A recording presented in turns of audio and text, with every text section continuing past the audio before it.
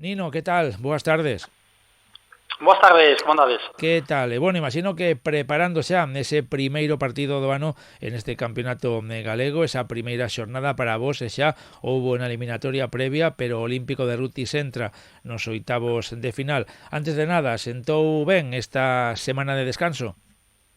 Bueno, sí, a verdade é que precisábamos ter uns minutinhos libres estar ca familia, limper un pouco a cabeza, que levábamos moitas jornadas disputadas, sobre todo xogando nosa liga. Ao final non pudo ser, pero bueno, loitamos hasta o último partido. Sí, polo que nos contas, a temporada xa se está a facer un pouquiño longa. De feito, foron 30 xornadas ligueiras, e como ti comentas, o Olímpico de Rutis que tivo opcións reais de proclamarse campeón ata esa derradeira xornada. Sí, a verdade é que na segunda volta trocamos a forma de atacar os partidos, saímos moito máis ao ataque, mostramos que tiñamos un nivel bastante alto e pudemos recortar a diferencia ao Racing de Ferrol, pero a lástima foi o Golabrás que fixo que non tivésemos opción ninguna saqueles as últimas 7 jornadas. Desde que nos gañamos ali, gañaron os partidos, e nada que facer. Claro, quizáis ese era o hándicap do Olímpico de Rutis, que en caso de empate todo podía ocurrir. De feito, o equipo cullerdense chegaba con esas opcións a esa derradeira xornada. A victoria sería para eles. Ao final, xa me comentabas antes a micrófono pechado, que no partido fronte ao Penuqueira, xa ao comenzo xa tiña desinformación, non, do que ocurrira en ese Racing Club de Ferrol Cedeira. Sí, claro, o Racing de Ferrol xogou na casa, empezou a 6, entón ás 8 xa sabíamos o resultado, xa sabíamos que había vencido a Cedeira, con lo cual xa eran campeóns de liga. E nos saímos a xogar competir igual, a Penuqueira tamén ten moi bo equipo, e como sempre foi un partido moi dividido, ao final caeu do lado a Penuqueira por 2-3, pero nos tampouco nos xogábamos moito, ou dicir nada.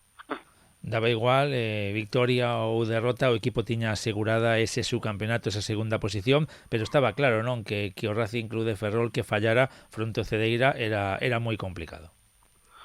Sí, hombre, era moi complicado. A ver, xa tivo partidos anteriores que eran máis complicados para eles, pero sacaron sempre con resultados abultados ademais. Entón, nos poucas opcións tiñamos mentalmente ninguna. Pero bueno, sempre podía pasar un milagre, non? Bueno, ainda así, un subcampeonato está ben, o equipo que estivo loitando, como dicíamos, ata esa derradeira xornada polo título, e agora ten que disputar, como xa é habitual nos últimos anos, o campeonato galego. Por certo, a cara a cruz, partido único, polo tanto, o gañador segue, o perdedor queda xa fora. Pois sí, aquí sí que non hai máis opcións. Son octavos de final, partido único neste caso é na nosa casa, polo sorteo, contra o Pino, equipo de Santiago, quedou segundo na División de Honor en Santiago, por detrás do Boiro, e en pase, pois sería cuartos de final contra o gañador do Racing de Ferrol Sárdoma, que sería en casa do gañador deses dous. O sea, nós teríamos que xogar a segunda ronda fora, pero primeiro que gañar na casa do Pino. Primeiro que gañar esta fin de semana aí en Vilaboa, un rival que imagino será complicado. De feito, rematama como a vos aí na segunda posición na súa liga. Pois sí. As referencias que teño que son xente bastante sobe, e que fixeron unha moi boa liga, bueno, será un partido moi complicado. Aquí xa primeiros segundos dá un poquinho igual. Ahora hai que intentar fallar o menos posible, xogar concentrados, aproveitar as nosas opcións e que eles non aproveiten as súas. Seguro o partido que será o sábado a 7 será. O sábado a 7, xa podemos confirmar, en Vilaboa a 7 sí. Este sábado. Sí. O digo por se a xente de Culleredo quere participar da tarde, será benvida. Haberá que intentar facer o factor campo, xogar en casa, ten esa pequena vantaxe de coñecer o campo e tamén ter diante aos afeccionados, a toda a afición. Pois sí, a ver, nos preferimos xogar en casa, claro. Pero, bueno, a afición entendo que ao ser un sábado pola tarde habrá xente que veña a velo. É moi bonito, porque tamén, bueno, compites máis que na Liga. A Liga final é moi longa, e aquí sí que son 90 minutos ao 100%. Pois quedamos aí pendentes desa cita. Por certo, dicíamos antes que sentou ben este parón, esta semana de descanso. Recupérase algún xogador que estivera tocado?